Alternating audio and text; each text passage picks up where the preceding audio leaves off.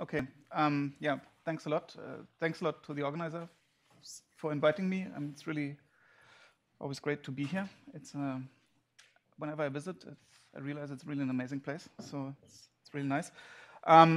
So yeah, I will talk about galaxy formation simulations, where we now also include magnetic fields. So my understanding from the program is that this is probably slightly on different scales than many of the other talks. So I will try to make a short intro of what we actually want to do, and then slowly transition to the MHD part. So the basic idea, what we try with these simulations is we run cosmological simulations, large volumes, so 100, 200, 300 megaparsec box cubes. So the idea is that we want to have a predictive theory for galaxy formation that includes all the key ingredients that we need to understand galaxy formation. So this is a lot of baryonic physics. We also, of course, want to simulate a lot of galaxies to have a statistical sample. We want to make mock observations of these galaxies and so on and so forth, with the ultimate goal that for all redshifts down to redshift 0, we can compare to data and test our models. So that's a very successful program. Many people have worked on this, many different groups. And the main idea of this galaxy formation problem is essentially, if you boil it down to one plot, is that we want to see how the halo mass function can be turned in a galaxy mass function. So we want to see how baryons actually populate dark matter halos, because we have a pretty good understanding of the backbone of structure formation, which is given by CDM, the dark matter distribution. But the question how we turn this halo mass function into a galaxy mass function is the tricky part. Now, there are different ways to do this, different kind of simulations that we use in galaxy formation. There are these zoom-in simulations that you see here on the left, and then large volume simulations that you see on the right. So I will mostly, or essentially only talk about this, what you see here on the right, these large volume simulations. And the advantage there is that you can have a lot of statistics. So we simulate simultaneously hundreds of thousands of galaxies. So you can compare to service like SDSS and a lot of observational data. The problem is, of course, that we don't have the extremely high resolution that many of you might be used to in the ISM and so on, to really resolve all the details there. So we have to rely on sub-resolution models. So that's the trade-off. In the zoom-in simulations, you can do much more. You can resolve the ISM better. And if you do patches of the ISM or turbulent boxes, of course, you can do much more. So this is kind of the real trade-off in these simulations. But if you want to have a lot of galaxies, there's just, at the moment at least, no way around these sub-resolution models. Now, around 2014, 15, 16, there was this breakthrough in these large volume simulations where a lot of big groups published very big simulations, and these are just 3 examples. And the key progress there was that for the first time, all these simulations were able to reproduce a galaxy population which really looked more or less realistically.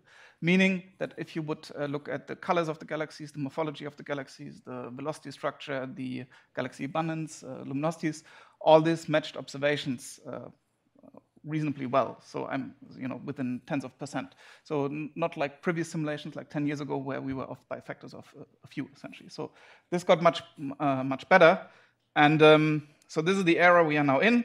All of these simulations that you see here did not include magnetic fields. So none of these simulations did ever consider magnetic fields. However, they were very successful, as I mentioned. So this is just one example. This is a comparison between one of these simulations, which is this illustrious simulation, and a HST, a deep field, where we just made a mock observation. You can, this is just a qualitative match, essentially, to the observational data. But you can also run then detailed analysis on this and look at the sizes of galaxies and the colors and see that this matches actually the HST observations or any other observations reasonably well. Now, what goes into these simulations? There's of course a lot of physics going into this. This is just kind of a very coarse list. You need all kind of feedback processes from AGNs and from supernova. You need star formation, cooling. However, all of this is implemented in this sub-resolution manner. So this we do not resolve the formation of individual stars or so on, and we also don't resolve the detailed multiphase structure of the ISM. This is all impossible in these simulations. So you need these, as I mentioned before, these sub-resolution models. Now, the latest incarnation of these simulations is this illustrious TNG simulation. That's a follow-up of this illustrious simulation. And there were 2 important changes. One is that there's a new AGN model in these simulations, and the second change, which is more relevant for this meeting here, is that for the first time, we also consider magnetic fields there.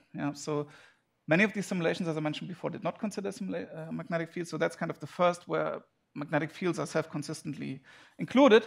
And the simulation series consists of these 3 volumes, which are called TNG 50, 100, and 300. These are just 3 different volumes with pretty high resolution, and the total CPU time for running all of them is of the order of 150 or 200 million CPU hours. So these are pretty expensive simulations. And you can then, depending on your science interest, pick a box. And if you are, for example, interested in clusters, you can take the big box. If you are interested in dwarfs or L-star or sub-L-star galaxies, you can take this small box.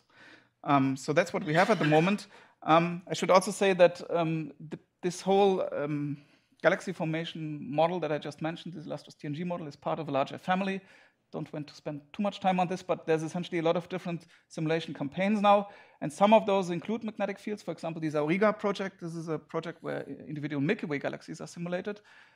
This also has a module for MHD. Illustrious TNG has a module for MHD, and as I mentioned before, Illustrious and this other Fable simulation do not consider magnetic fields. So if you're interested in magnetic fields, you should probably mostly focus on these Auriga and Illustrious TNG projects. Just the last word on the size of these simulations. They also grew a lot over the last decades. So we are now in a regime that we can really do pretty large hydrodynamical simulations. So the solid line is a fit to the growth or the number of resolution elements of hydro simulations. And you can see this clustering of red points around 2014-15. That was the time when all these breakthroughs happened with these large volume simulations. And now Illustrious TNG is essentially following that exponential growth. And yeah, we have now these massive simulations available to compare to a lot of data, essentially. Now, you can validate your model with various things. I just want to show 1 or 2 examples. So, for example, this shows you that or this demonstrates that the galaxy clustering in these simulations is correct. It's just a redshift or close to redshift 0, 0.1 comparison of the 2-point correlation function between SDSS and the simulation. And you can see the agreement is reasonably good. You can check other things like the high redshift luminosity functions. These are UV luminosity functions of galaxies. This also works reasonably well. And you can also make predictions for JWST with these simulations. I will not talk much about this. Now, the thing that's more interesting for this meeting are the magnetic fields. And what you see here is actually a rendering of the simulation volume, a 10 megaparsec cube subvolume, where you see the gas, and the color coding of the gas is not the density or the temperature, but it's the magnetic field strength. So the very white regions are the highest field strength. These are of the order of 10 to 50 microgauss, and this you get at these regions where the halos, of course, form, where you have a lot of compression. And then you see the filaments have significantly lower magnetic fields. So this gives us now the chance to also analyze magnetic fields, which we could not do before. So that's the main key advantage here. And there were a couple of papers written about magnetic fields, not so many. So this is, I should say, at the moment at least, not the primary science focus of these simulations, but there were a couple of interesting papers, which I listed here. These are the main papers. So most importantly, Federico Marinacci and Rüdiger Packmore have worked on this. So Federico has written papers on the large-scale magnetic fields and also the impact of magnetic fields on galaxy populations. And Rüdiger has more studied the magnetic fields in Milky Way simulations, so these Auriga simulations, and also looked at Faraday rotation measure maps. So I will talk a bit about these results, but if you want to know more details, you should look at these papers. So the most basic thing you can start with is you take your simulation and just look at it at redshift 0, how it looks like. And this is exactly shown here for 2 simulations, this TNG 100 and TNG 300. And what's shown here is the magnetic field strength, gas density, gas temperature, and 1/beta, so showing you the importance of the magnetic pressure. And you see these expected trends, that you see the amplification of the field in these overdensities.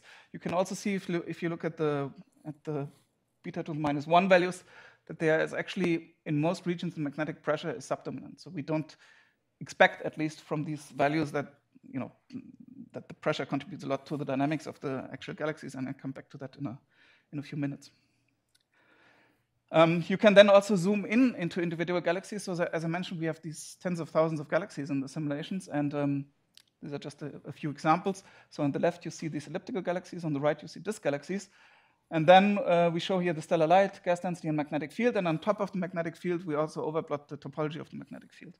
And you can see this kind of expected result, that in these elliptical galaxies, you have this much more unordered topology, whereas in the in the disk galaxy, you have this very ordered pattern because of the rotation, essentially, of the disk galaxies. And these galaxies were also studied much more in Rüdiger Packmore's work on the Milky Way simulations.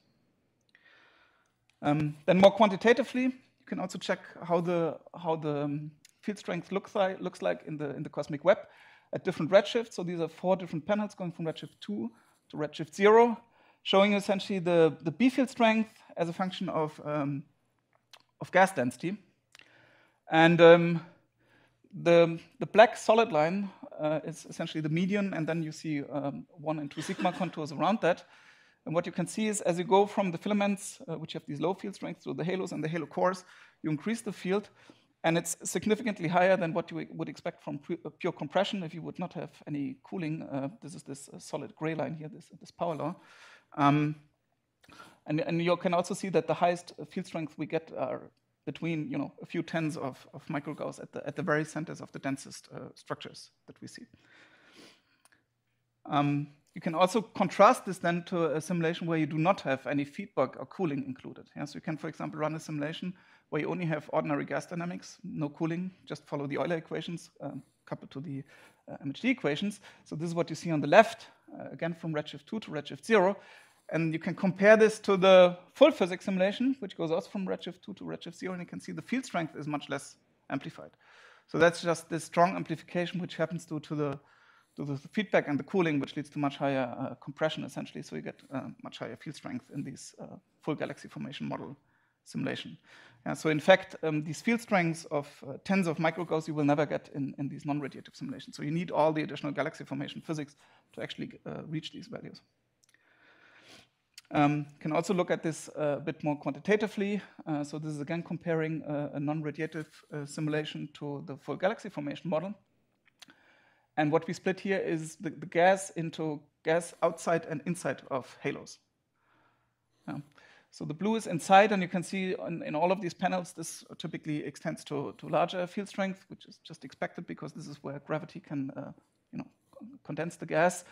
Whereas outside you have more these filamentary structures and the voids, so you have significantly lower field strength. But also if you compare the non-radiative to the full galaxy formation model, you also see that if you have the full galaxy formation model turned on, most importantly feedback and cooling, you also extend within the halos the distribution to much higher, much larger field strength. Yeah? So this is exactly the point that I mentioned before, that you need these processes to reach this level of field strength in the systems. You can also ask yourself, this is something I haven't yet mentioned, how do we actually initialize these magnetic fields? So, we're still at the beginning of these MHD simulations, so it's all rather simplistic. So we use ideal MHD essentially. So if you do not put any seed field in, you will not have any magnetic fields at all. So we have to put in some seed field. However, if you do these galaxy formation simulations, the dependence on the seed field is extremely small. So what you see on the right panel is, and also on the left panel, just for 2 different situations, is the average magnetic field over the full volume as a function of redshift, 4 different seed values. Yeah, so we have here from 10 to the minus 12 to 10 to the minus 16 Gauss initial seeds at a redshift of 100 initialized.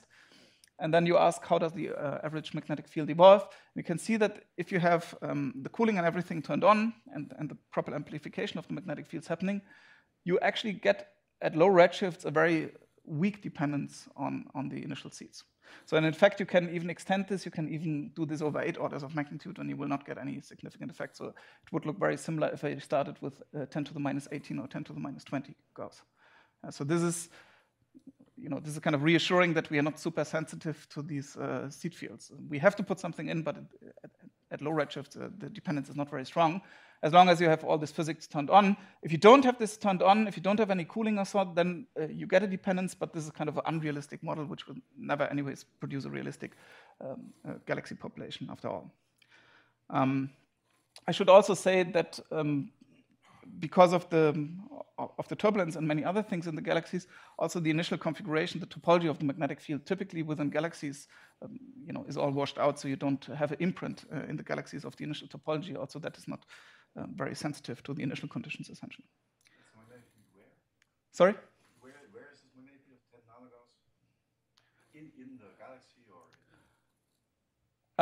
You mean at the initial time or higher? No, let's say when it converges to the redshift Yes, so this is a volume-weighted average over the full simulation volume. So it's the full cube. Yeah, it's probably yes. It's essentially not specific in one or two galaxies or so. It's just averaged over the full volume. Yeah. Okay, so you can of course ask the question: how large do you have to make this seed field to really see impact on the galaxy population? You can just put some crazy seed field in. So this is an example of that exercise. So you can start again at 10 to the minus 12 Gauss and go to all the way to 10 to the minus 8 Gauss. So this is an extremely strong seed field. And then you can see you get an impact in the volume averaged magnetic field, but also in the cosmic star formation rate density, you get an impact, and you also in the galaxy abundance. Of course, these seed fields are kind of excluded nearly by Planck, but you can drive the magnetic pressure so high at early times that actually there is an impact, and you can also see this more clearly if you look at the galaxy stellar mass function here for different seed fields, or the stellar content of halos. Yeah, so all these different lines don't overlap because there's a significant impact of the seed fields. So if the point is, if you make the seed field extremely large, you get an impact because of the magnetic pressure, but for reasonable field strength, the seeds don't matter essentially. Okay, you can also, of course, then look inside of halos and not just at averages. So these are radial profiles of the magnetic field, binned in halo mass, so starting from 10 to the 10.5 to 10 to the 11.5 and so on.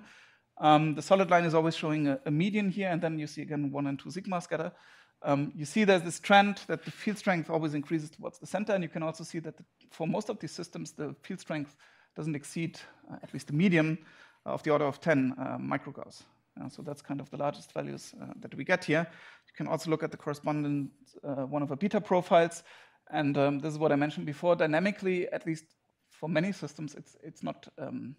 Well, there are some systems where it's pretty large, but for a large fraction of the galaxies, it's not very important, the magnetic pressure. Similar studies have been done for these Milky Way systems. So this is from Rüdiger Packmer's paper, where you also see radial profiles of the magnetic field here. And he also made a fit. So these are double exponential fits, essentially, to the magnetic fields. And above, you see just the visualization of the magnetic field. Also there, you see that we get of the order of a few tens of microgauss at the center. Also, that is kind of consistent with measurements of local galaxies. So these field strengths are not crazy in any way. So the prediction looks reasonable. Which, by the way, is kind of a non-trivial outcome, because you saw if you don't include any physics, you don't get any amplification. So if you include all this physics, you get kind of amplification to the right level. So this is kind of a check of the model essentially. Okay, and just in the last minute, I also want to briefly mention that you can also make these mock observations of Faraday rotation measure maps. So these are for 3 different galaxy clusters, and then below you see then the radial profiles, and we compare this also to data. Now, what you see here, the data is, there's a certain spread in the data, but if you look at it, the solid black line is the simulation prediction, and you see that it looks reasonable in the inner parts, but you see at the outer parts, we seem to underpredict the signal. And what we think what's going on is that in the outer parts, we typically lack the resolution in the halo gas to properly follow the amplification of the magnetic field. So that's probably a numerical effect, but it seems in the center, we got a reasonable result. You can do the same exercise for many more halos. So this is now for many more clusters. So this is now on the left averaged over hundreds of clusters. And you get the same trend that in the outer part we seem to underestimate, but in the inner part, the signal seems to be reasonable. And just the very last slide before I come to my conclusions. Another thing that you can do once you have magnetic fields is you can also try to model relativistic particles on top of that to make predictions for synchrotron emission and also X-ray emission here, and then look at scaling relations, for example, between the radio emission and the synchrotron emission, and see whether this agrees with observational data. And this is shown here in the lower right. So the blue are the simulation points, and gray is some observational data. And you can see this matches reasonably well. I should say there's a lot of caveats in this modeling because we don't consistently follow the relativistic species here. So there's a lot of model freedom, but there's much more work required here, probably also with proper cosmic ray implementations and so on. But this is probably also an interesting direction for the next couple of years. And I come here to my conclusions. Thanks. Maybe have time for a quick question or two.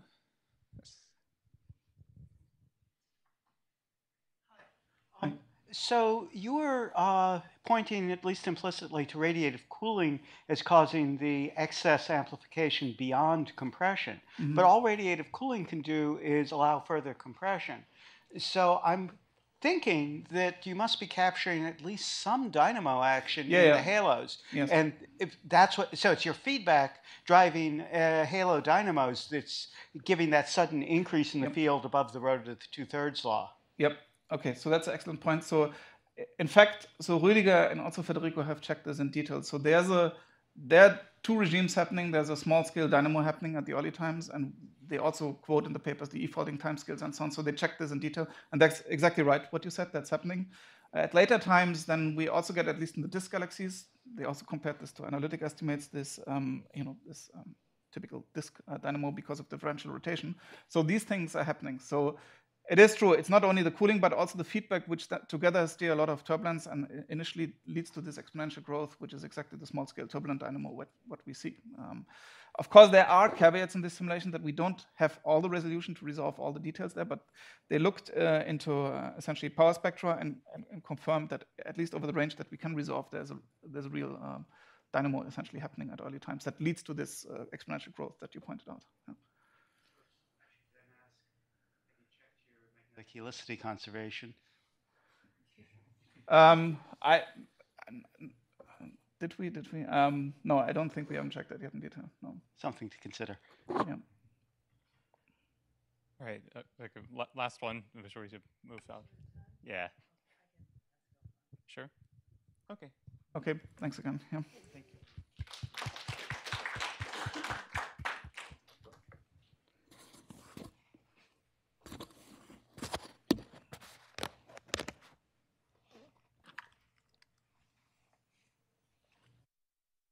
Right. So our next speaker will be Eric Koch telling us about TurbuStat, turbulence statistics in Python. And I'll give you a warning when you have 5 minutes left. So after 15? Which would you prefer? Okay. I'll warn you after 15. Okay. So I'll say right away that this is not a science talk. This is an advertisement for a tool to hopefully make studying turbulence in the ISM more easily accessible and straightforward. So this is TurbuStat, turbulence statistics implemented in Python. And I've been developing this over a number of years with many people who have given a wonderful amount of feedback about the methods themselves, and in particular, people that report bugs to me of what's actually working or not. Those people are wonderful. And so I am starting off, I think, for the rest of the session talking about these types of turbulence statistics. So I'm going to start very broadly about where these actually fit in. And fundamentally, we really have two things. We have an observation of some region in the ISM. This is a star-forming region. This is NGC 1333. And we want to take an observational data product and we want to map this into what is actually happening. What are the physical parameters that we care about here? And so we want to be able to link these with some sort of statistical method that can take the limited amount of information we have from an observation and map that to provide constraints on the various physical parameters of what's going on here. And what this can do is this can inform us of what are reasonable inputs that we can put in if we want to be able to simulate these types of systems. And simulations are wonderful because you know the answer at the back of the book, and you can do all sorts of other things with them. And one thing you can do is you can make mock observations of a simulation, and you can use that to actually test some of the methods that you just apply to observations, with the idea being that if you knew what you put in the first place, your method better give you out what you think you should be getting. And the other thing that you can do with these mock observations is it provides a way of linking a simulation to an observation using these statistical methods, so you can directly compare simulations to observations. And so I'm going to be talking about two different types of observational data products. Despite this being a magnetic fields workshop, I will not talk about polarization, but I'm sure they can be used in various different types of ways with possibly some of these methods I'll talk about. The first thing is just a map of some region of the ISM on the sky. So here's two examples. This is NGC 1333 again. This is what we get if we look at a rotational transition of 13CO. So it's integrated along the line of sight velocity. And so we get quite a bit of information from this, but if we look in, say, another tracer such as dust emission, seen here with Herschel, we get a complementary view, but sort of highlighting different features. And the second type of observational data product is a spectral line data cube, where we get some constraints on the line of sight kinematics. So we have the image that we had before, but now we have our velocity axis. So each pixel in the image has its associated spectrum. Now, these types of data products have been around, obviously, for decades, and the question of how do you take the limited amount of information you have in the observation, where you only have 2 dimensions of position and 1 dimension of velocity, how do you map that back to what's physically happening? And so this has spurred on an enormous amount of effort and provided a number of different methods to, particularly to pick out the properties of turbulence in these observations. And so this is a non-exhaustive list, but many of them are trying to do similar things, such as a structure function or a power spectrum, trying to figure out what the slope of the structure or the velocity is in a region. And while all of these methods are wonderful and they provide different pieces of information, one drawback to using some of the methods is that there hasn't been a publicly available implementation, or the implementations that have been available have been in an array of different languages, some of which you might not use, or you might get a script that runs it, but it's maybe set up for a particular case and it's not generalized, so you can just put in your own data. And so this spurred on our development of TurbuStat, which provides a common implementation for 14 of these different methods, along with automated testing to actually make sure they're working against simple models, as I'll show in a minute. And we've also developed a large set of documentation and tutorials to help more people be able to use these types of methods and actually understand what they're looking at when they get it out. And I want to highlight here that in the background of this package is an enormous amount of effort by the AstroPi developers. They provide tools that allow you to do automatic testing, create a set of documentation and tutorials. And so without all of their help, despite the fact that if you use it, you won't see it, there's a large part of this package is really due to all of their efforts. And so these are the methods in TurbuStat. They can be broadly classified into 3 different areas. You're either picking out some sort of property of structure, so looking at different intensity thresholds. Something to do with what I've vaguely called turbulence analysis. These are types of things like power spectra, structure functions, things along those lines. And finally, you can look at different aspects of the distribution of values in an image. The PDF, which has received an enormous amount of attention, but you can look at different aspects of the PDF, its skewness or kurtosis, and there's different types of statistics that can also be used to compare those values in different ways. Now, obviously, I'm not going to talk about all 14. I don't think anyone wants that. So I'm going to highlight one example and its relation to constraining magnetic field properties, and sort of go through the types of things that TurbuStat does. And so some of these methods here will only work on spectral line data cubes. A number of others will work with various types of 2-dimensional images. And a couple, the PDF and the dendrograms, those are n-dimensional. You can throw whatever you want at them, largely. All right. So what does TurbuStat actually do? Before I get to the actual example, I want to highlight a couple of the interesting features that we've included. One thing it can do is make very simple mock observations. We mostly use these for testing purposes, but they're a nice example to show. And so what's going on here, this is a bit of a block of code, but it's only doing 2 things. What we want to be able to do is we want to create a test image shown here on the right. And we also want to put it into an observational format. TurbuStat is primarily for observational data products.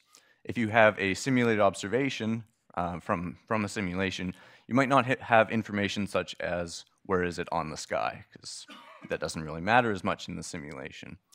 So what we've done here is in 2 steps, in one command to create a fractional Brownian motion image, or like a fractal image, where you set the power spectrum index, you draw random phases, and the inverse Fourier transform gives you an image that looks like this, which strikingly looks like the blobby things that we sometimes see in the sky.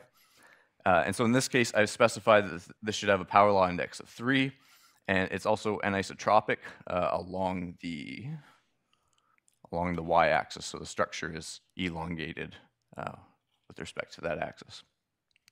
And finally, we can just give it some information about, how large would the pixel scale be on the sky, how large would the beam be. This isn't convolved with a beam, but you could do that step. Make up a rest frequency, what are the units of the intensity. And so what this gives you out is a FITS HDU, which for better or worse is the way that we still use mostly transport observational data these days. So this is the type of output that the methods in TurbuStat are expecting. And the example I want to show here is just of a spatial power spectrum, quite simple and straightforward. But I want to highlight that with the default settings in TurbuStat, this is 3 lines. You import it, you tell it the data that you want, and then you press go. And so when you press go, it does 2 things. It creates your 2-dimensional power spectrum. It creates an azimuthally averaged 1-dimensional power spectrum, which I think is what we're used to seeing. And it fits both of those with different models. And this is the default parameters.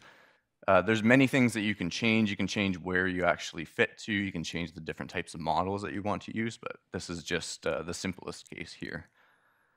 And this is the image that the code will give you back out, as well as some information about the fitting. So I'm going to start with the 1-dimensional version, because I think we're more used to seeing this. This is power in units that don't really matter here. And just to be clear, small spatial frequencies here correspond to the large scales in the image, and we have the small scales at the large spatial frequencies. So what we see up here is the power spectrum shown in orange. These dashed portions are where it's fit to a model, and the blue is our model fit. It looks like a very nice single power law, which is great because that's exactly what we put in. And so it fits it and finds a power spectrum about 3. And then it shows us the residuals of the fit in the lower panel there.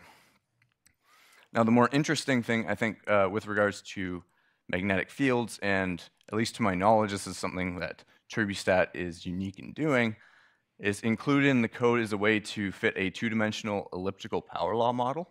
And so that's what's being shown here. This is a 2-dimensional power spectrum, so lots of power in the middle, corresponding to the large scales here. And these contours here are a fit to this entire plane. And so what you get from this is the same index that you got with the 1-dimensional out, but now you get the, you can constrain anisotropy, and you also get the direction of the anisotropy. So we heard about some methods yesterday about constraining direction in structures, in images. This is yet another approach that might allow you to do that. So this is one of the methods that is in TurbuStat, and these types of things are basically taken right out of the literature, maybe with some extra bells and whistles to with the modeling and things like that. But the new thing that TurbuStat does is it implements these ideas of a distance metric, which is how can I take 2 images, use one of these statistical methods, and quantify if they are the same or different. So in the case of the spatial power spectrum, this is fairly straightforward. I've just generated another image here. So it's identical to the first, but it has a power spectrum slope of 2. And we want to determine why are these 2 images different. This example is pretty straightforward. We get a power spectrum slope. Why don't we look at the difference in the slopes? And so this is the distance metric that we use for here. It's the absolute value of the distance in the slopes. It's also normalized by the square of the uncertainties in those parameters. So you can think of the distance as how significant is the difference between these 2 images. But ultimately, this gives us a way in a single value of saying, how is this image, or how different is this image from that image there? And so for each of the methods in TurbuStat, there is one of these associated distance metrics. The power spectrum, it's fairly straightforward. You compare the slopes. Some of the other types of methods, we've had to come up with different sort of empirical formulas for comparing it. And so with my remaining time, I want to highlight a couple of different ways that we've used TurbuStat so far in our work. And the first, this is work by Ryan Boyden and Stella Offner. Ryan took a set of simulations run by Stella, where they were varying the amount of wind from protostars that formed in the simulation. So this is one example here of part of the principal component analysis made famous by Chris Brunt and Mark Heyer. This is actually the first stage of it, where you take a spectral line data cube and you calculate the correlation between each of the different velocity channels. And so this gives you a correlation matrix or a covariance matrix that looks something like this. This is velocity on the y and the x. And so what we see in the case of a simulation with strong wind, we get this strong signal that doesn't show up in the non-wind case. And what Ryan did was he used the distance metrics in TurbuStat and he compared all of the different simulations in the set. So these bottom three here all have strong wind, and the rest either have a weaker wind or no wind. And so what we see when we compare these is if we can compare a strong wind to another strong wind, we get a small value indicating that they are more similar. And whenever we compare a strong wind to a weak or no wind case, we get a large distance indicating that there's something different about those two data sets. And so with this idea, in my own work, I extended this, and we ran a large set of simulations, 32 in all, they're quite small, where we varied 5 different physical parameters, the inputs, between a low and a high setting. We then ran 5 additional simulations whose parameters were at the middle of all of those low and high settings. And we ran 5 of those with just a different random initial seed for these. And so what these fiducials gives us is if we compute the distances between this simulation with a different physical parameter to these different fiducials, if they're telling us something interesting about differences in the physical properties, they should give us similar distances. And if you run all these different combinations, what you can do is you get this vector of distances, and x is the experimental design parameter that you set the low and the high settings for all these simulations, and you can fit a really complicated plane to the distances. All right. And so what this gives you out is a sensitivity of the changing in the distance to the changing of the different parameters, and that's what's being showed by this complicated thing here. So big coefficients means that if you change that physical parameter, something has changed in your distance. And if you run every possible combination, you can actually pick up what happens if you change 2 parameters at the same time. And so absolutely finally, very quickly, I wanted to highlight this because there's people doing sort of galaxy scale things. This is my observations of M33. It's deprojected. It doesn't actually look quite so circular. But I want to highlight some of the work I've been doing lately with TurbuStat to optimally map how properties in the turbulence vary across a galaxy. So how do you split up a map optimally and model how things like the power spectrum index change across a galaxy? This is preliminary work I'm showing here at about 80 parsecs, where we definitely see variations in the power spectrum index by about 0.7 or 0.8. We're just not quite sure what that tells us yet. And yeah, so this is TurbuStat. If this is something that is useful for your work, please come talk to me about it. We are finishing up our first major release right now, which means I'm really responsive to things like edits to the code and things along those lines. So if this is something that interests you, please come talk to me. Thank you. All right, great. We have some time for questions. Alex? Interesting and important approach. The only thing that I feel unhappy is that the name of my collaborator, Dmitry Pogossian, never was mentioned. I think he was really instrumental in developing with me velocity channel analysis, velocity coordinate analysis, and all this statistics of PPV space. So I would appreciate if in any future talks you mention him. Okay, that's fair. Dmitry is 3 offices down from me, so I do work with him. He hasn't been involved with the implementation as much, but he has helped me on things going further. So I will strive to mention him more. Yes. Great, Laura. So this is really awesome, and I think it would be really useful for our work.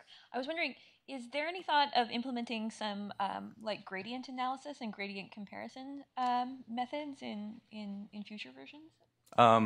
So it's publicly available, and something I should mention is that we're completely open to other people adding things. So I don't have immediate plans to do that, but if you want to provide something along the lines, and we can work together to adding that to make it available for more people, or if you want to pester me until I actually get around to it, both of those work. But we're more than happy to take comments and contributions to keep this going forward. Yeah. Could you comment that when you do the spectrum measurements, and how can you distinguish if the slope comes from physical conditions or it comes from projection effect, 3D, 2D, or geometry? So we really don't have control over that, simply because this is just observational only. So all of the spatial information, it's some form of projection in that way. Yeah. Okay. So I mean, you could definitely just do a power spectrum of, say, like a 3-dimensional cube. We're just not. It's not. You can't do that by default in TurbuStat, simply because we're expecting an observational data product rather than a full, say, 3D simulation. Yeah. Right. Any other questions? Nope. If not, let's thank our speaker again. And thank you to all of the question askers for remembering to hit your seat mic. Good job, guys. All right, so next. You next, Alex?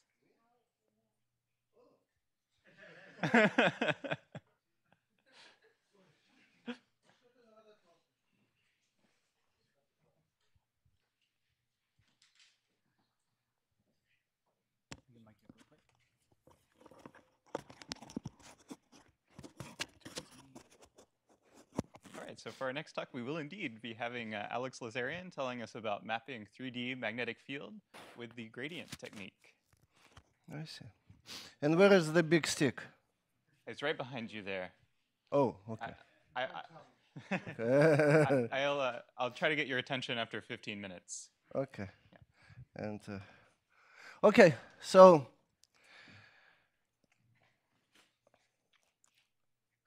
I'm going to talk about a new technique of studying magnetic fields. And I will concentrate on the bigger picture.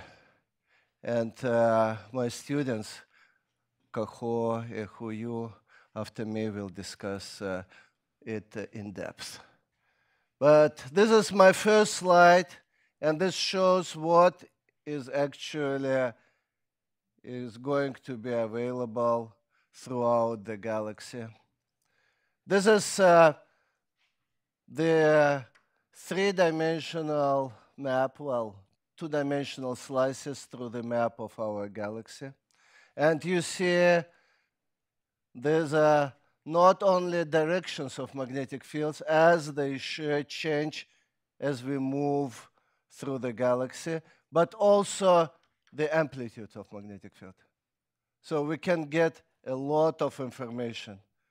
In fact, I claim that we can do better than polarimetry. Well, there are the traditional techniques for magnetic field tracing, and there is very important polarization from starlight and emitting dust, polarization from synchrotron. These are techniques that most information is obtained from. There is also Goldach-Coulomb effect in molecules. It has some deficiency of 90-degree uncertainty. It was a pioneering study by Krach and collaborators who discovered this observationally. It is important. There is, surely it's not anomic, but atomic. atomic ground state alignment that my student Huiron Yan and me developed many years ago. But there are new measurements by Carl Heiles. He's not around, but he's here. Which are supportive of the existence of this atomic alignment. And there are much more detailed analysis of galactic accretion disk data, which strongly support this effect of atomic alignment by Huiron's Yan group. Well, what is the gradient technique? Gradient technique, as it stands now, has three ingredients: velocity gradients, synchrotron intensity, and synchrotron polarization gradients. There are essentially two techniques. Intensity gradients, which are, by the way, very different from HRO that was discussed many times at this conference. What we can get from this? We can get information about magnetic field, magnetization, physical conditions, and in terms of CMB polarization for ground, it provides a way for predicting this polarization. We'll hear from Susan, but this is an alternative, very powerful technique. These are publicly available papers on the gradient technique, and you see that most of these papers are pretty recent. Well, actually, there is a mistake here. One paper is not publicly available yet, but we hope it will be accepted soon and it will be available. So this is my group, which includes both graduate and undergraduate student and even a high school kid. So the gradient technique has its own foundations, and these foundations are based on actually the theory of MHD turbulence plus turbulent eye connection. Amitava is not here, so I don't need to argue that it's it's a different type of connection compared to what he predicted. He showed yesterday. Okay, so in fact, when I was talking with Avi Loeb, he was surprised. He was telling me, why did it happen that this gradient technique was not discovered, 30 years ago, 40 years ago? Why it is only a recent development? I claim that this development in the theory of MHD turbulence and turbulence eye connection are instrumental for this gradient technique, as well as also corresponding theories which relate to this turbulence, underlying turbulence, and the observable quantities. So this is the plan of my talk.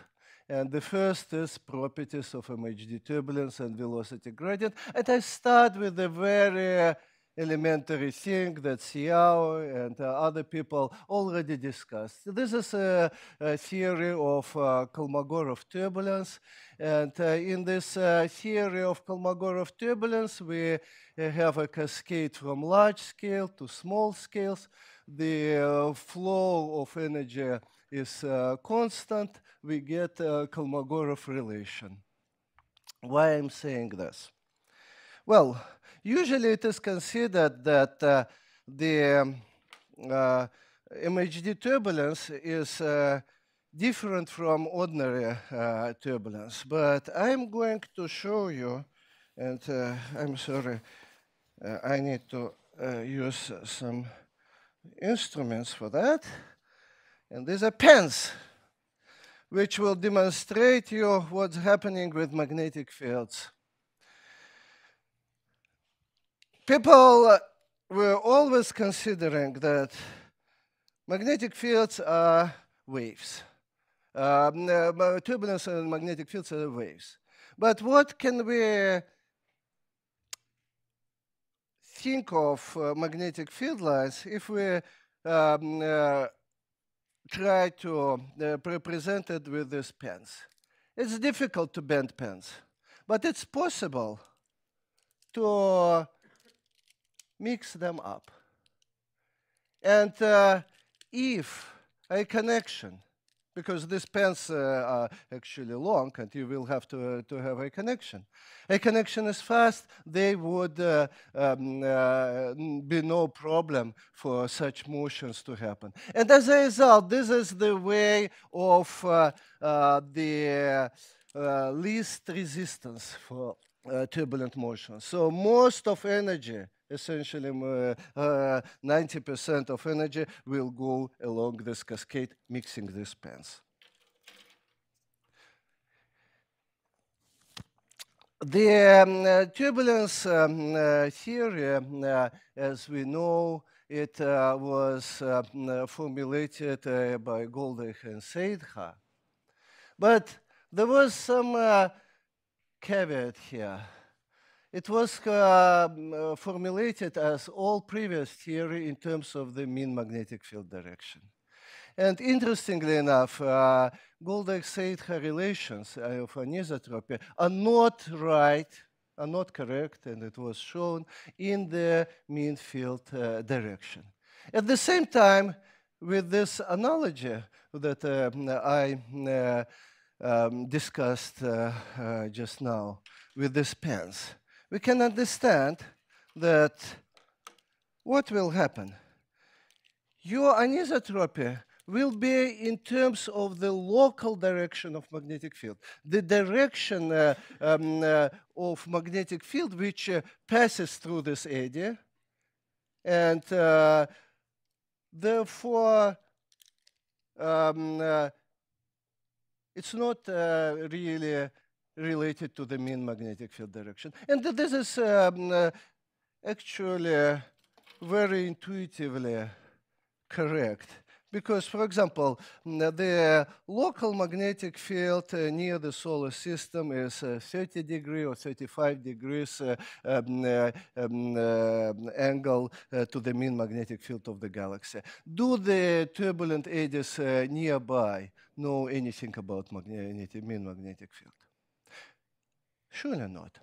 And actually, these numerical simulations show that the local system of reference must be used to describe. This is the key for understanding the gradients.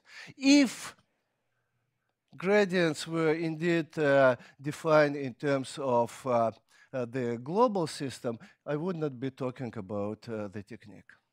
Well, this is visualization. These are velocities as a contours, and you see this velocity as a contours are elongated along magnetic field, so velocity gradients are perpendicular. So when I will be showing you velocity gradients, I will be turning them 90 degrees for comparing with the direction of magnetic field. There is also another question, whether we can measure really the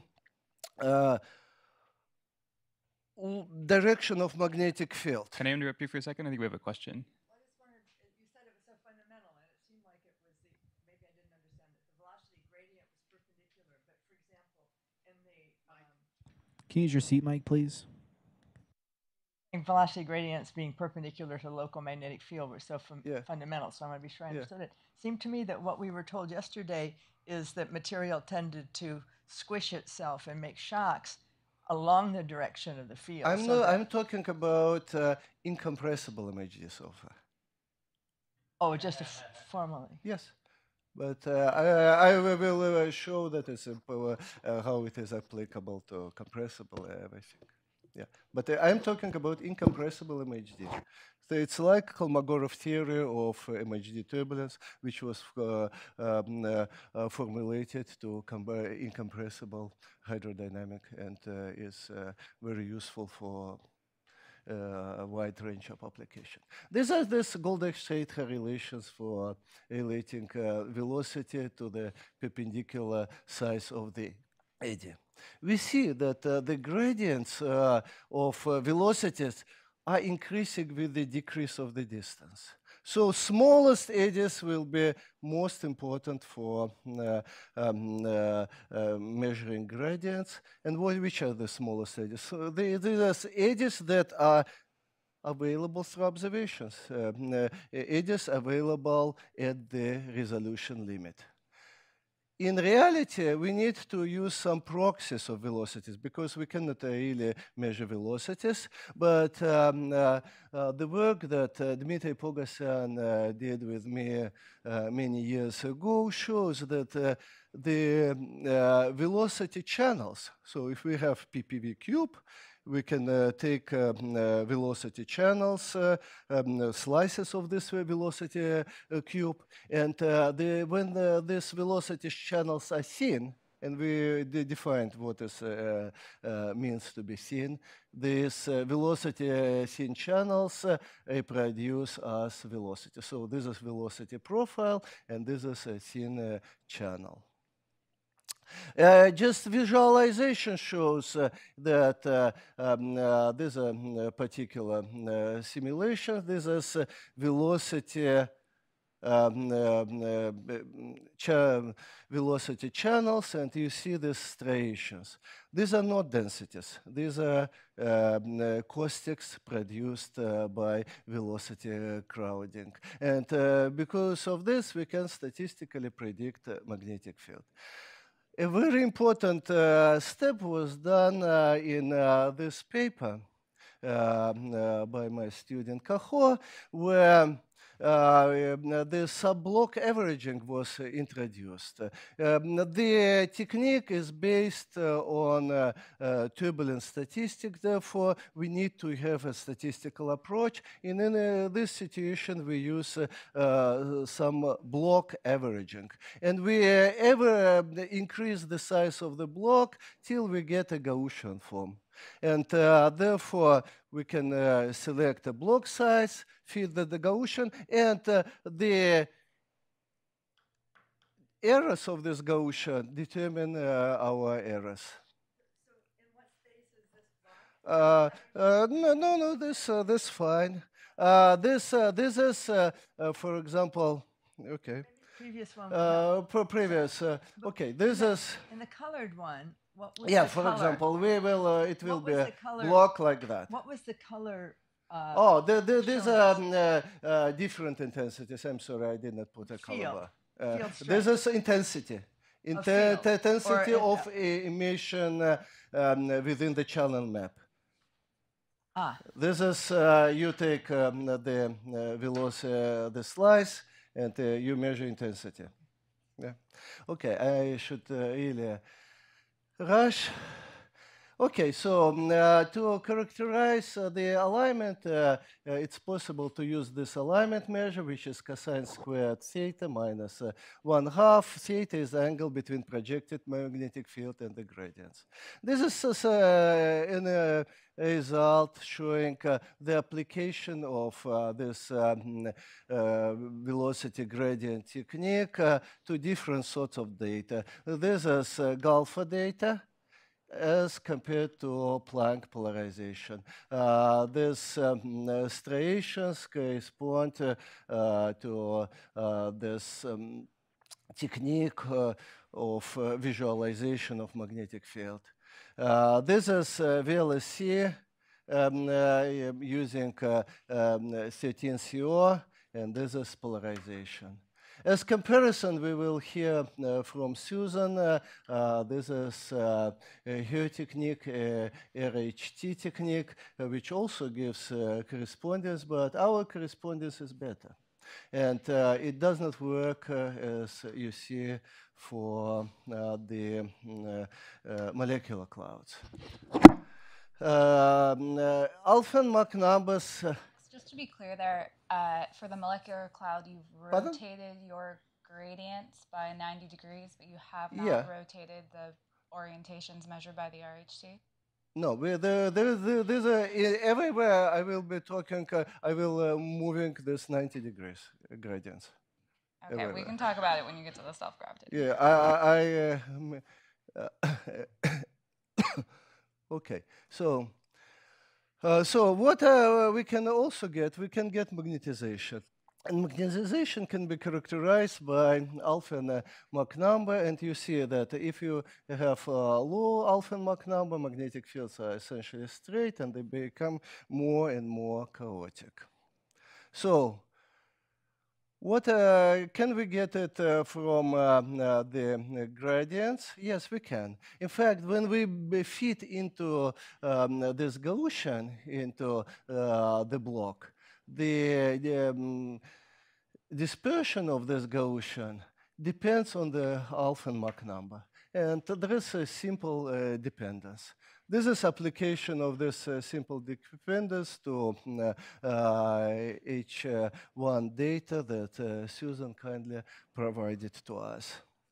And you see this is the agents close to the midplane, and this is outer part, and you see that near the midplane, alpha and Mach number is larger, more turbulence. Pardon? What are you showing in these colors? This colors is alpha and Mach number. And this is the piece of the sky with some unknown coordinates. I don't put it. Yeah.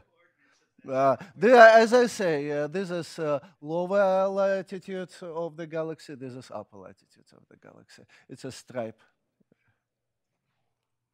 Just to get an idea of what resolution you're looking at, each box was? Several degrees. So this is the same application, but to find the sonic Mach number. This is what I also showed, and this is a possibility of testing, because we obtain the steady distribution of magnetic field, and we can predict polarization of stars. And for some stars, we know both distance and polarization. And this is alignment measure between this polarization and our predicted polarization. So this is will be discussed more by you. We can study molecular clouds using different species, mapping their magnetic field. Synchrotron polarization gradients, I know, that's too bad. As you see, good correspondence between synchrotron intensity gradients and synchrotron polarization, and there is no necessity to correct for Faraday rotation. All these techniques of finding alpha and Mach number are also applicable. There is also a nice relation between them. This is probably the last slide that I would like to attract your attention. This is some data which was given to me by Brian Gaensler, and actually this is the same data that Jessica Campbell was showing, and we applied to it our synchrotron polarization gradient technique, and then to compare, we use Planck data. For that, we made, this initial resolution was much higher, but we used much bigger block averaging to compare. And you see for high frequencies, you do not see essentially any differences. And some differences appear only at smaller frequencies where Faraday rotation is becoming important. We can also get three-dimensional information.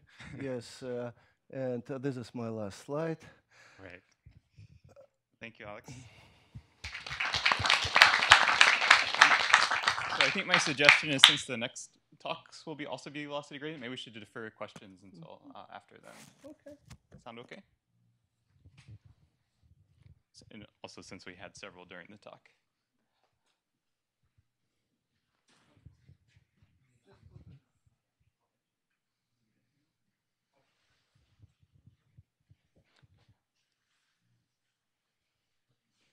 So continuing on the theme of velocity gradients, stage 4, we'll have Kaho Yen telling us about velocity gradients.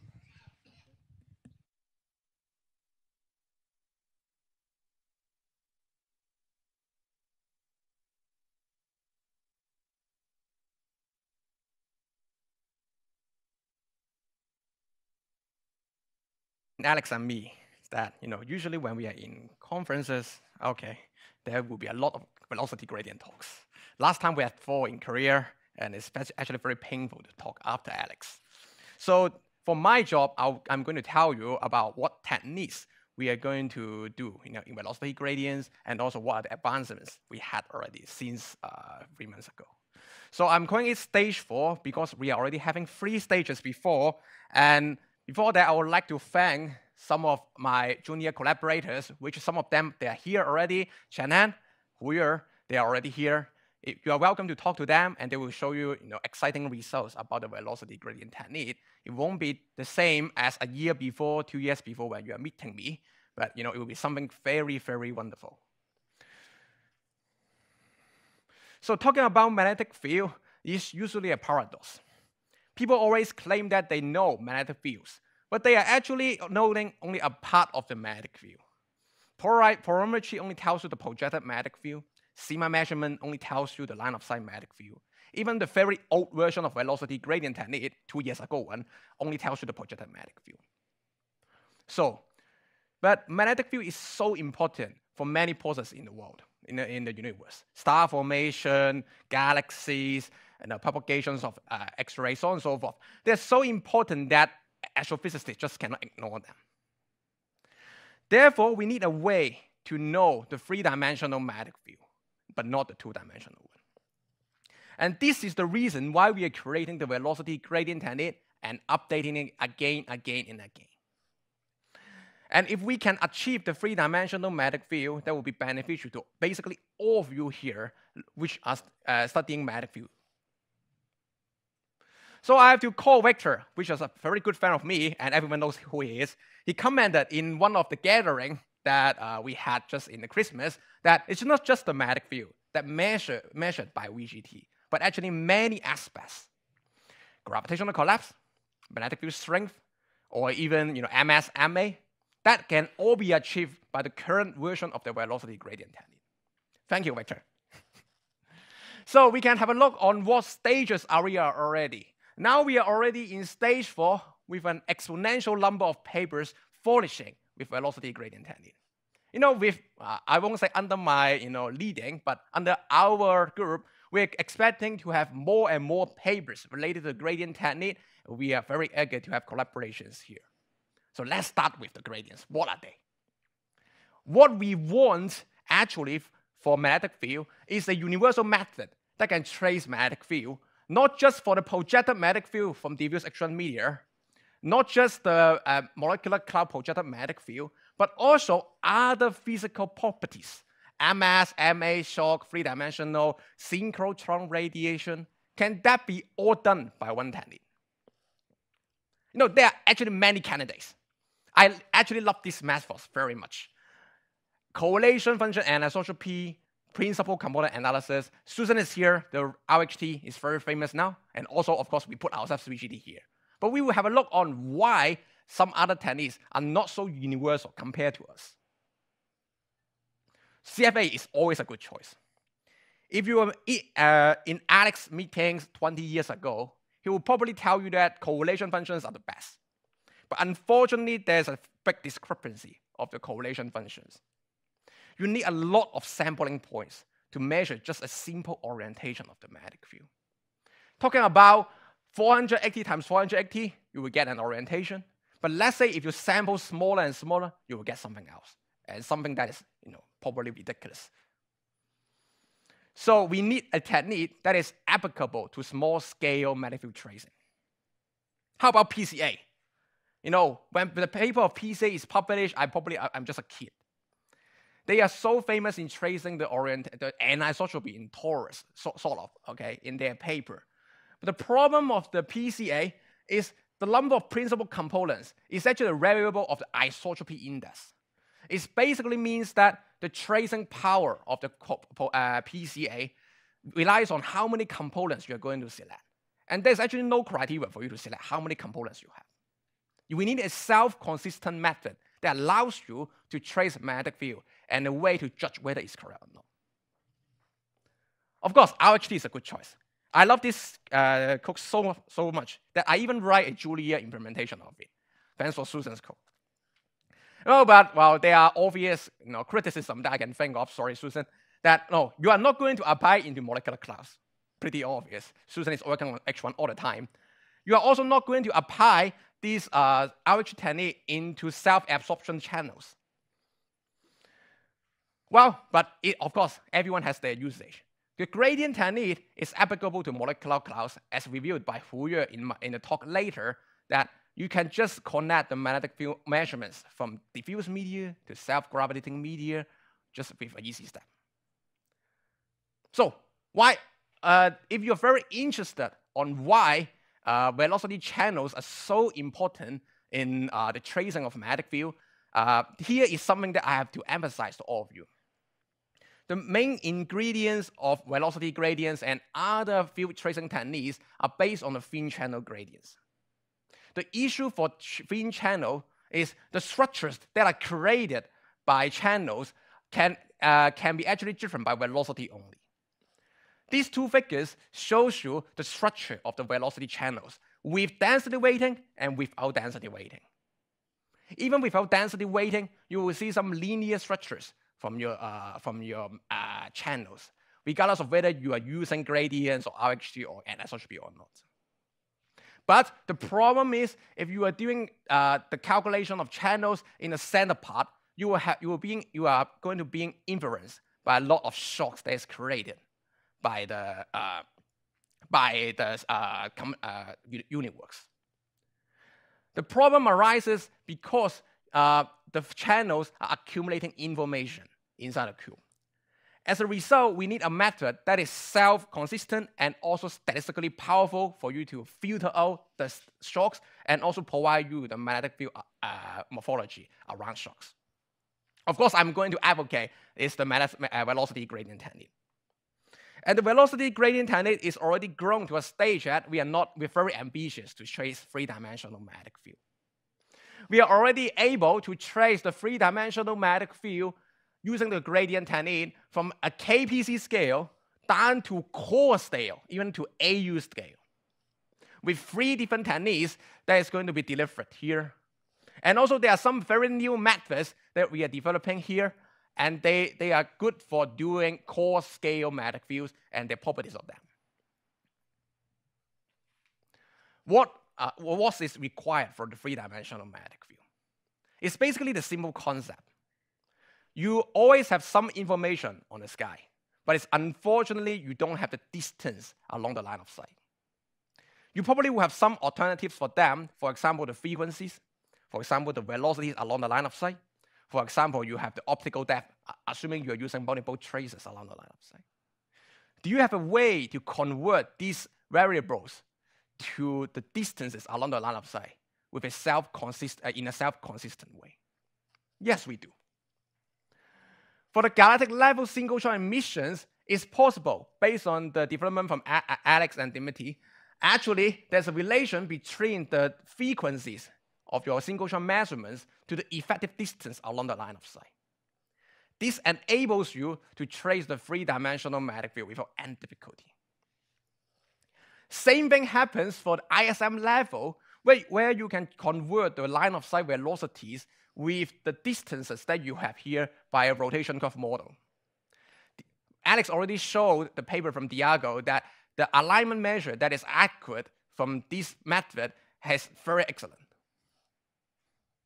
Chen Han, which is here in the middle of the commons room, tells us that actually if you are using multiple traces, the optical depth can be approximately converted to the distance on depth of the core. This also provides you a way to stack with the three-dimensional magnetic field. Let us go through a bit further for the method. You have multiple single-shot measurements from the sky, for example, LOFR. Let's say you have slices that has no Faraday rotation inferences, and you have some slices you have strong Faraday rotation inferences. The Faraday rotation squeezes out everything that is far than some of the distance. And that distance, oops, I'm sorry, is driven actually by this formula. Let's say if you have two slices on the sky, one with strong Faraday rotation and one with weak Faraday rotation, you are actually getting the accumulated magnetic field morphology for distance 1 and distance 2. Making a simple subtraction between them, you will get the approximate magnetic field morphology in this slice. Making this process again, and again, that will give you the three-dimensional magnetic field. Alex already showed you one of the animation that I created for him. That is actually related to the galactic rotation curve. A simple model of the galactic rotation curve is, we always have the observed velocities along the line of sight, and also some parameters relate the distance and the velocities with the galactic coordinate itself. I'm sorry? The color scale, what does it show? Oh, this one. This one is actually the alphanumeric Mach number. Okay.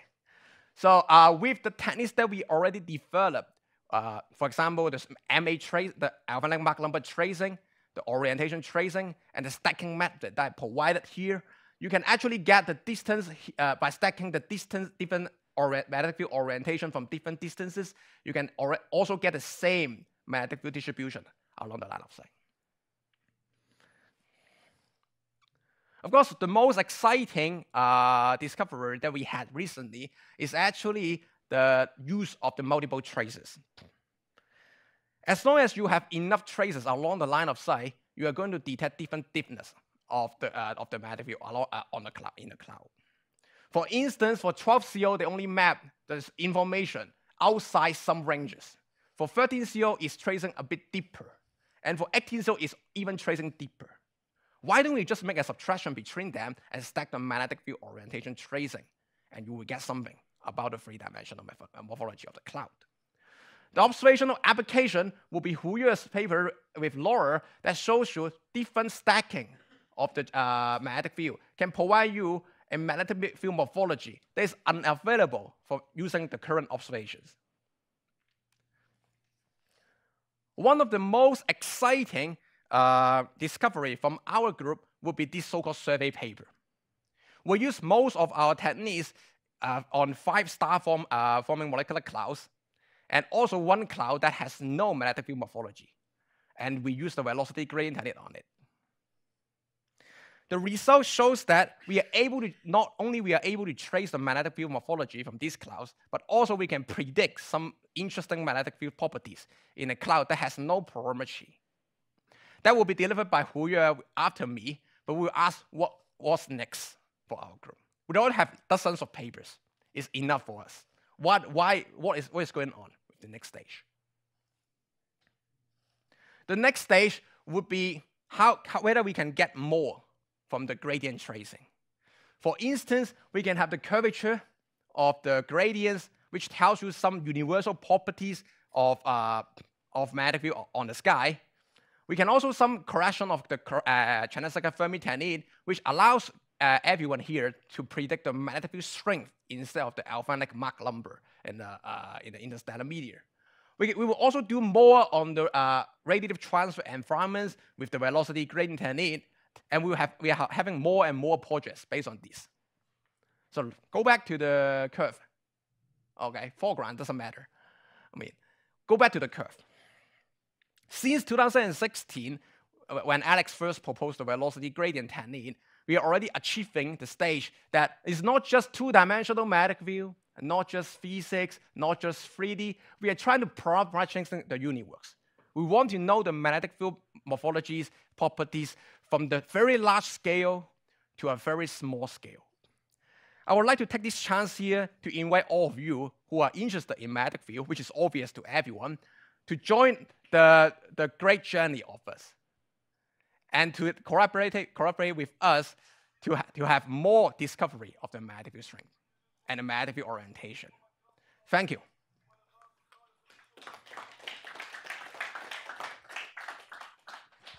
All right, questions for Kaho? Giles.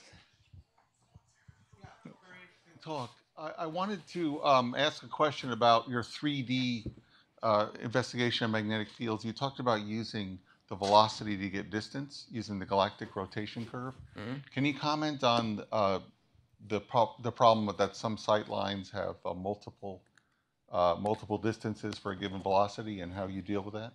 Sure. Actually, the galactic rotation curve method, I will comment, but Alex will not agree with me, is not really universal on different angles that you're looking at. For instance, if you're looking away from the galactic center, that will be the easiest for you to do so, because the galactic rotation curve is pretty simple. But let's say if you are doing tangentially to the orbit of the Sun and the Earth together, that would be very difficult, because the structure of the galactic rotation curve is not really that simple. We are currently developing a new method to judge whether we have a self-consistent way to trace the three-dimensional magnetic field with a given galactic model within different viewing angle. We actually found that the viewing angle has to be restricted 45 degrees, either away from the galactic center or towards the galactic center. But we are still under investigation whether we can do more from that. Thank you. Alex? I just want to add that this stage 2 is also very interesting, and as Laura pointed out to me not many years ago, but some time ago, that while polarimetry is restricted to just a few molecular clouds which do not have the effect of confusion, so they are pretty far from our horizon, the velocity gradients, because of the rotation, galaxy rotation, can study different molecular clouds in the galactic disk, enormously increasing the number of molecular clouds for which magnetic fields can be studied.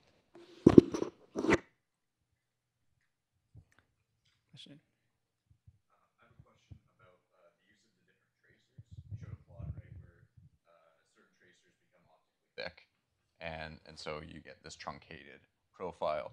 Does that mean, because it's truncated, that your uncertainties for the velocity centroid will go up?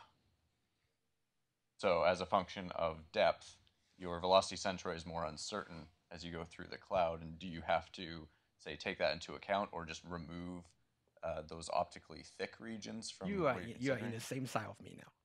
So let's say we're having 12 CO. And then we have a region in the center of the cloud, which is optically thick. The issue of calculating gradients in this region is it provides you a uniform density, which will provide you zero gradients. Okay? And you will, if you are really doing gradients on this 12 CO map, you will only have estimates in the envelope of the cloud. So that is the problem, seems to me.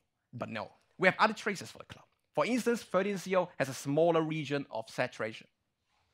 That means if you are subtracting 13 CO's measurements of the gradient to the 12 CO one, you will get the area that is traced by 13 CO, but it's not traced by 12 CO. Okay, but if you're using 12 CO, do you have to remove the area that's optically thick because you can't? Yes. Okay. And this is the figure that I was showing. Oops, I'm sorry. This one. You actually have to remove the center part that you believe that is saturated. Questions? Any other questions? I have a question actually from the webinar, if that's okay.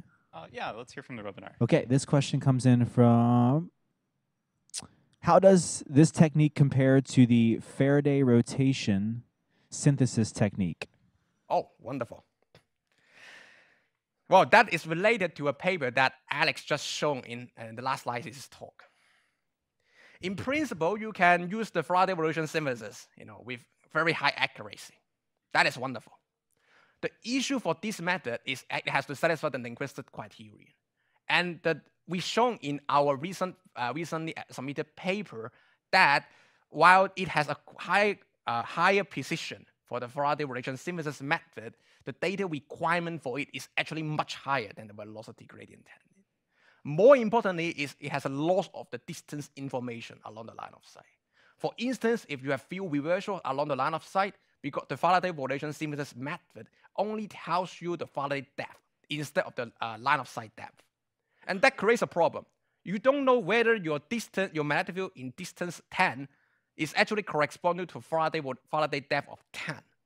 And is this called a 3D tracing? I don't think so. Yeah, one last question down here.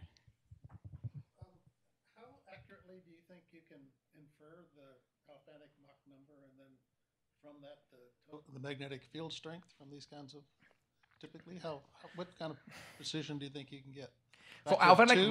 For galvanic Mach number, the measurement is pretty precise, because the galvanic Mach number is strictly related to the dispersion of the velocity gradients. To be exact, velocity channel gradients. For the channel circumference method, which is for the magnetic field strength, which is usually derived by the channel circumference method from the dispersion of something, polarizations or velocity gradients, this is trouble. Because let me open the slides. In the channel circumference method, there is a lot of dependencies related to the volume density or the angle dispersion. And that is not trivial. Therefore, in the time being, we would say we would not expect any real magnetic field strength tracing in the time being, but we would say there's a hope for us to do magnetic field tracing once I finish that paper. All right, so let's all thank Kaho again. Thank you.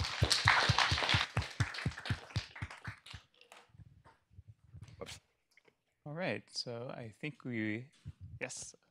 one more talk on velocity gradients from Yue Hu, who will be telling us about surveying magnetic field morphology in interstellar clouds with the velocity gradient technique.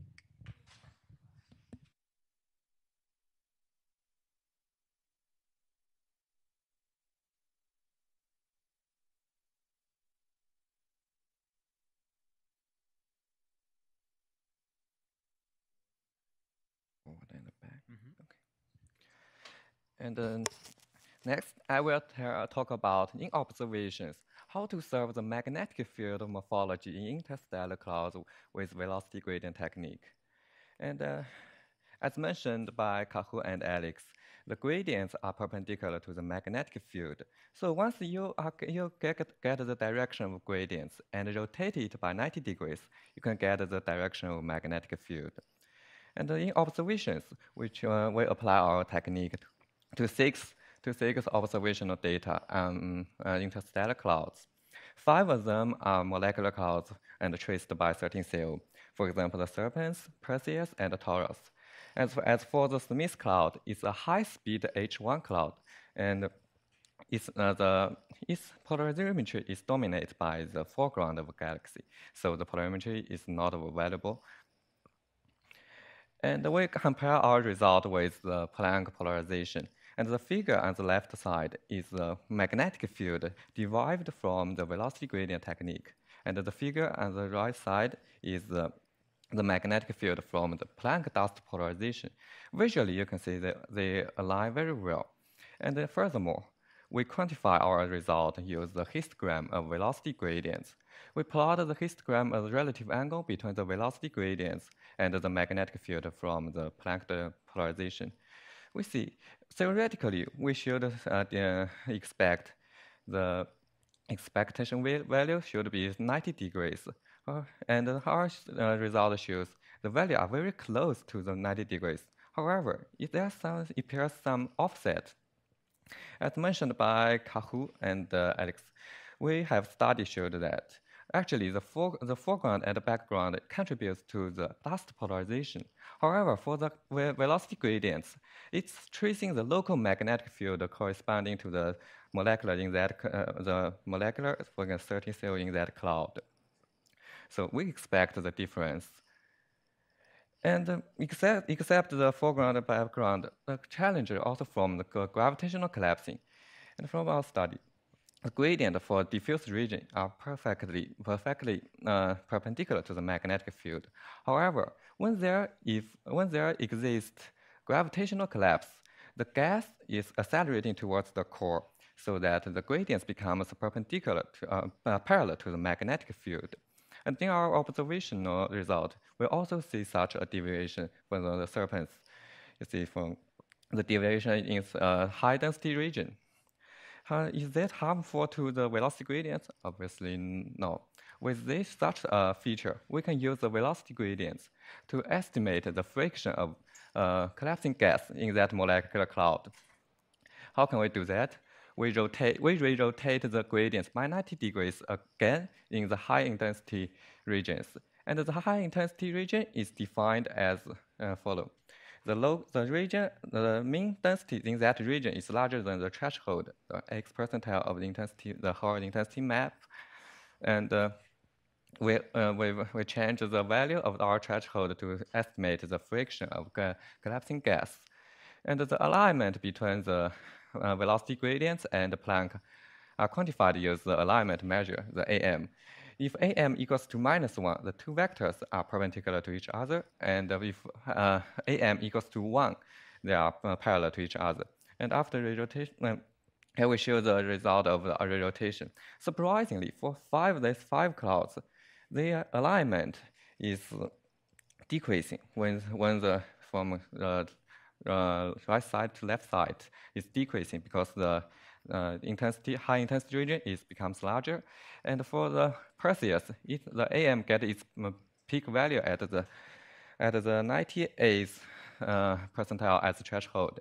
So we can conclude that the collapsing gas actually constitutes a small fraction of those clouds.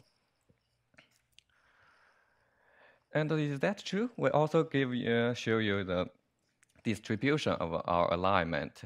For the red one is a good alignment, for the blue one is a poor alignment. And the distribution of the alignment shows actually the poor alignment constitutes a very small part of this cloud.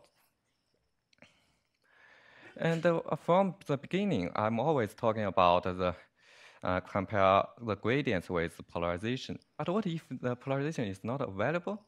For example, the Smith cloud is a high-speed cloud, and as I mentioned, the polarization in its direction is dominated by the contribution from the foreground, so that the polarization is not available. However, it's a high-speed cloud, so there's no gravitational collapse expected. So it's perfect to use the velocity gradient to trace the magnetic field in such a cloud with no polarization available. And you have already shown from Kahu's talk the background. That's our result from the Smith cloud, the magnetic field. It's the magnetic field are almost parallel to its surface. And next, I will talk about how to get the alpha-1 Mach number from the velocity gradients. For the region with low MA, a strong magnetic field would compress the velocity gradients, and its orientation shows a tight histogram. However, for the region with high MA, namely the weak magnetic field, the dispersion of the velocity gradients is more dispersed. And in Lazarian et al. 2018, we show that there is a clearly parallel between the dispersion of the velocity gradients and the alpha Mach number. So with this parallel, we can easily get the alpha Mach number in each subblock. And here we introduce the bow tie mark. Use the direction of this mark to indicate the direction of the magnetic field from velocity gradients, and the color means the magnetization, the inverse of the alpha Mach number. And the angle is the uncertainty from the calculation of the gradients. And here I show you the distribution of the magnetization from the Perseus and the Taurus. And so at the bottom is the magnetic field from the Planck. And of course, from the except the velocity gradients, we can also get the alpha Mach number from polarization. However, from polarization, we use the safe method but we can also, because it's poor resolution, we can just get the global value of MA. However, for the velocity gradient technique, we can not only get the global magnetic global mean MA, but also a histogram, the distribution of the MA. And now we can compare our result with the polarization from the safe method, the global value of MA. I show you here also the torus and Perseus, the distribution of the MA. You can see the polarization, the global value of the MA from both from velocity gradients and the polarization are very close. And we can therefore, the velocity gradient actually can produce a very precise and result with the polarization. And do you remember that the Smith cloud? Yes. With no polarization available, but we can still use the velocity gradients to estimate its alpha Mach number. Here, from same as the Perseus and the torus, I show you the histogram of the alpha Mach number and estimate its global mean value of MA is 0.68, and use with this alpha Mach number, we can estimate the strength of magnetic field. The magnetic field is larger than the 3 megahertz, and the result is consistent with the estimate of Alex Hill and from the Faraday rotation. Till now, do you still remember? Well, actually, we are more ambitious. As I mentioned before, the gravitational collapsing is a very serious problem for VGT. Now we want to get rid of this problem. Now we are developing the intensity gradient IGS. The intensity gradients actually is different from velocity gradients. The velocity gradients we used before is the thin channel gradient. According to Lazarian Pogosian 2000, when the channel is thin enough, actually the velocity fluctuation dominates over the density fluctuation. And however, when the channel is thick, the density fluctuation dominates over the velocity fluctuation. Therefore, the density contains the information of the gravitational collapsing. But please remember that IGS is different from the HR, which is developed by Solar. Solar is using HROT to analyze the relative orientation between the unblocked density gradients and the magnetic field. However, for our intensity gradient technique, we can use it to predict the magnetic field morphology using the intensity gradients within a subblock. For HRO, it relies on the polarization map. However, we can provide a similar map with polarization. Of course, we wanted to have search for a synergy between them. But more importantly, is that the intensity gradient actually can be used to locate the safe graphing region. So now, firstly, I show you here. As I mentioned before, when the intensity gradient actually is a thick channel, so the density fluctuation dominates. So therefore, the intensity map shows less anisotropy than the velocity thin channel map. And as for how to locate the gravitational collapsing region, here we show you. Because in the gravitational boundary, collapsing boundary, the orientation of the intensity gradients is shifted by 90 degrees. Therefore, we can see clearly a double peak of the orientation of the intensity gradients. However, in the boundary of collapsing region, however, for the diffuse region, there is just a single peak. And use with such a feature as a double peak feature histogram, and we use the height gain steep test. we can calculate the possibility to get the single peak and a double peak. As shown, p equals 1 means the possibility to get a single peak is 1, and p equals 0 means get the single peak possibility is 0. And we find all the regions with all the boundary with p equals to 0, and we can locate, actually, you see here, the gravitational collapsing regions. So after locate the safe gravitating regions, we just need to re-rotate the velocity gradients by 90 degrees in such region. We can get very precise magnetic field prediction. That's my summary. Thanks.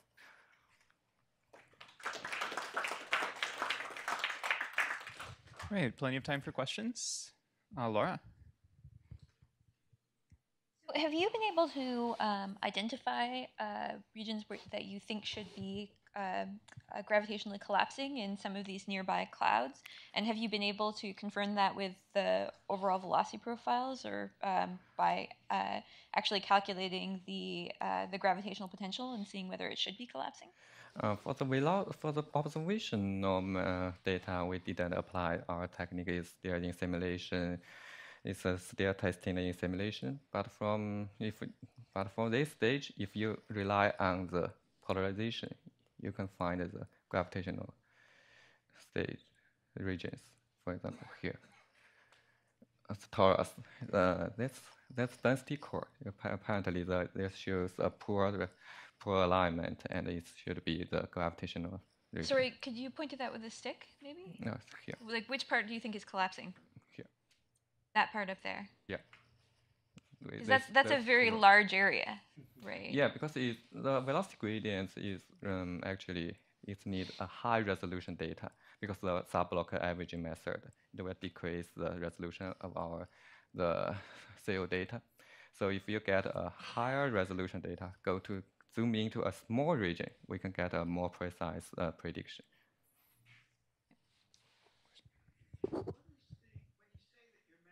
Alpha and Mach number, this is some sort of average value, and presumably it's an average. Yeah, this is an average along the visible line of sight, because you have strong radiative transfer effects in something like CO. So this is the average alpha and Mach number in the visible region. Is that how I should interpret this? And is it density weighted at that point? Should be the locally. So for I mentioned before, the velocity gradient actually tracing the magnetic field within that space, that molecule. For example, the 12 cell, there's 12 cell, there's 13 cell, C18. If we use the C18, 13 cell, actually we are estimating the alpha Mach number in that region. Okay. Question over here. Just press the button, please. Yeah. It seems like you're saying that your technique will work for any gas. Is that true? Is there a regime where you would say it would not work? Any gas, you mean different molecular tracer? No, you're saying it works in the diffuse gas in the Smith cloud, which is completely different mechanisms in terms of dictating its overall position, velocity, structure. Yes, and the H1 data actually is our first stage of our velocity gradients, as before showed by Alex and Kahu. And we are successfully applied to H1 data, and then showed the simulation. We applied the radial transfer, and then applied to a molecular clouds. I didn't show the result from H1 data, but if you can look at our papers before, you can see that we already did successfully the result in H1 data. Yeah, where would you say it's not going to work, or do you think it's just going to work everywhere? Not work is as mentioned, the gravitational collapsing regions. Right, just that. Alex, did you have a response to? The technique relies on media being turbulent. Exactly. And on our ability to measure this turbulent velocities. If you do not have these abilities, yes, the technique is not working. Or, well, I really have difficulty thinking of any astrophysical gas that is not turbulent.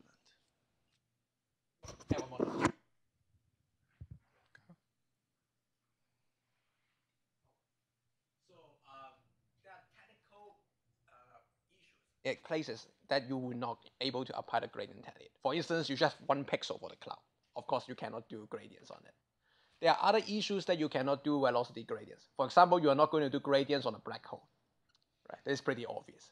But for other cases, for example, H1 data, molecular traces, so on and so forth, every map that we're presenting based on observational maps are based on a theoretical paper or numerical studies we already have previously.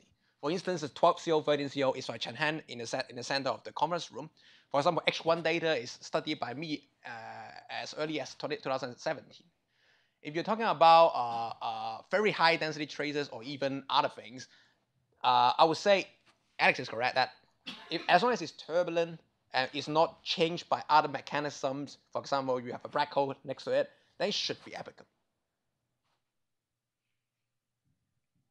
Yeah, I guess I can think, yeah, I'll talk to you about it. Okay, do we have any other questions? All right, if not, let's thank our speaker and all the speakers of this morning's session.